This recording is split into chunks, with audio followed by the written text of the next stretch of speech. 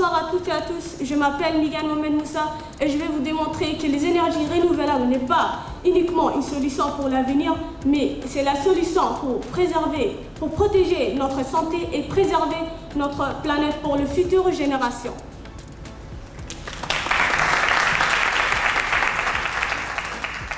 En 2024, on est tous déjà au courant des problèmes climatiques que notre planète fait face.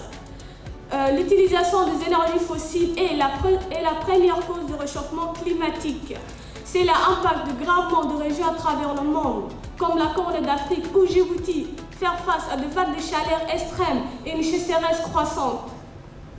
Si nous continuons de dépendre de ces énergies, bientôt ces conditions deviendront encore plus insupportables. Même l'eau, une source d'énergie, une source de la vie quotidienne, se fera moins disponible.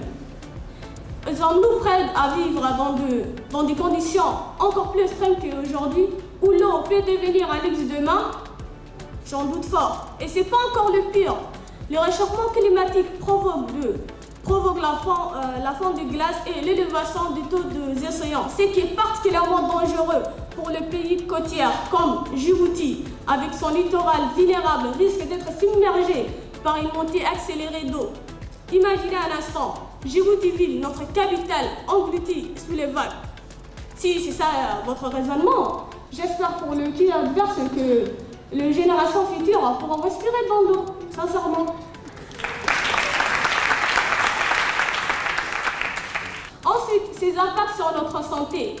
Il a été démontré que les centrales à gaz et à carbone libèrent de particules fines, comme le dioxyde d'azote et le dioxyde de soufre. Ces substances-là provoquent des maladies respiratoires et cardiovasculaires. Voilà. D'après l'Organisation mondiale de la santé, plus que 7 millions de personnes décèdent prématurément chaque année sont causées par la pollution de l'air. Et dites-vous que personne n'est à l'abri. L'air pollué à l'autre bout du monde peut nous infecter, vous et moi.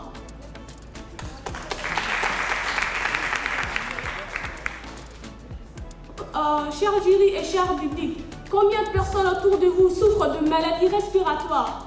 Ne devrions-nous pas investir dans des technologies propres, des énergies propres pour protéger ne serait-ce que notre santé? Moi, ma réponse elle est claire comme de l'eau. Oui, on est obligé. Enfin, ces impacts sur notre environnement, comment elle détruit notre environnement? L'extraction de charbon et de gaz entraîne une déforestation massive. Premièrement, détruit des habitats naturels, deuxièmement, et troisièmement, menace la biodiversité. Le déversement du pétrole pollue nos océans et affecte l'écosystème marin, comme les récifs coralliens. Dites-vous qu'à l'heure actuelle, en 2024, il ne reste que 25%. Si le réchauffement climatique augmente, la température augmente, dites-vous, d'ici 2050, il ne restera plus rien. On aura accueilli nos yeux pour pleurer, parce que les récifs coralliens ne sont pas seulement un trésor naturel, mais elles protègent nos côtes contre les catastrophes naturelles et soutiennent des activités économiques telles que la pêche et le tourisme.